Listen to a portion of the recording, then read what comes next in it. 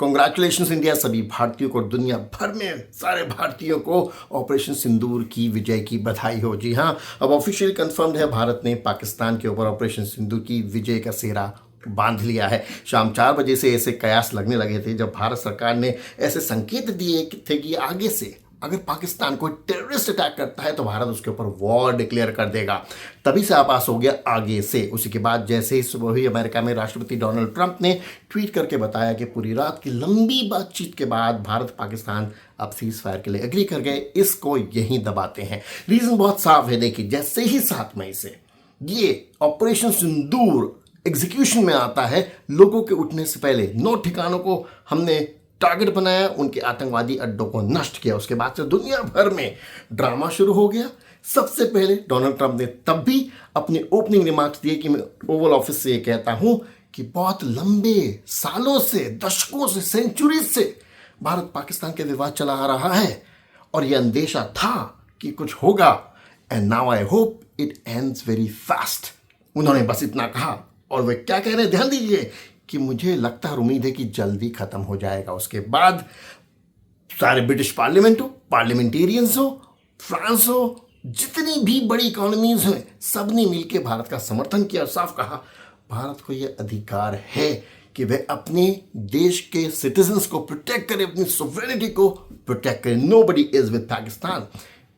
Turkey का हिसाब बाद में करेंगे, उसने जरूर धोखा दिया, लेकिन आप देखिए उसके बाद पाकिस्तान ने एस्केलेट करने का प्रयास किया, कोशिश करी, मुंह तोड़ जवाब इतनी बुरी तरह से पड़ा है, पाकिस्तान मुंह के बल उठ नहीं पाएगा। और इसी में बहुत इंपॉर्टेंटली आप देखिए ना, चाइना ने अपनी पोजीशन न्यूट्रल मेंटेन रखी है। लगातार चाइना एक ही स्टैंस लेता है कि भारत एंड पाकिस्तान को इसे डीएस्केलेट करना चाहिए, इस सिचुएशन को अब थोड़ा विराम देना चाहिए, नथिंग मोर और लेस।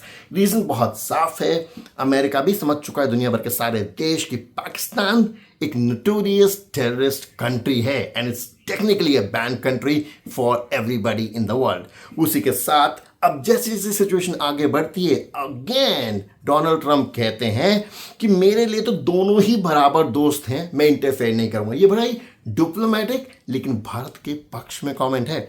आपको दिख रहा है वो कह रहा है भारत पाकिस्तान को मार रहा है, पाकिस्तान तो पत्थर भी उछाल के बठिंडा तक, जलंधर तक पहुंचा नहीं पा रहा, भारत पाकिस्तान को जबरदस्त लपेट रहा है। और इस वक्त डोनाल्ड ट्रंप क्या कहते हैं, मैं बीच में नहीं पड़ूंगा। दैट मीन्स वो पिट रहा है तो पिटने दो। उसी के साथ उपराष्ट्रपति जेडी वैंस क्या कहते हैं, this is none of our business. राष्ट्रपति कह रहे हैं मैं बीच में नहीं पड़ूंगा, जेडी वैंस कह रहे हैं हमें लेना देना नहीं। That means we have a free hand and we use this free hand, और पाकिस्तान को उसकी औकात दिखाई। उसी के साथ चलते चलते ही दुनिया का प्रेशर तो बिल्ड होना ही था, पाकिस्तान ने रोना धोना शुरू किया, वर्ल्ड बैंक के पास गया पैसे मांगने, और कल ही ये कयास लगने लगे थे कि ये पैसा इसे वर्ल्ड बैंक क्यों देगी। भारत ने ऑब्जेक्शन जताया, लड़ाई के बीच में पैसा आप क्यों मांगते हो, क्योंकि अब आपके पास असला बारूद नहीं है, टर्की ने बड़ी मुश्किल से आपको ड्रोन्स दिए हैं, यू हैव नथिंग जिसके साथ अब भारत से युद्ध में जा भी सकें। That means condition was put very categorically, very specifically कि भैया ये 1 बिलियन दे रहे हैं, पैसा आगे भी मिलेगा लेकिन अब अपना घर मरम्मत करने के लिए मिलेगा। इस पैसे से गलती से भी हथियार खरीद के भारत की तरफ मत बढ़ना, यही शर्त है, और नहीं तो पैसा नहीं मिलेगा और भारत पे लेगा अलग।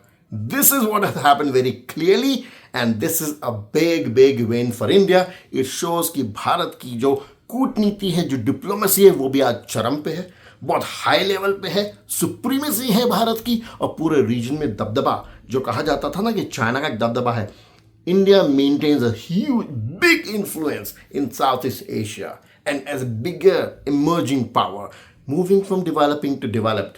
मैं पहले ही दिन से कहता आ रहा हूं ये वॉर नहीं होगी।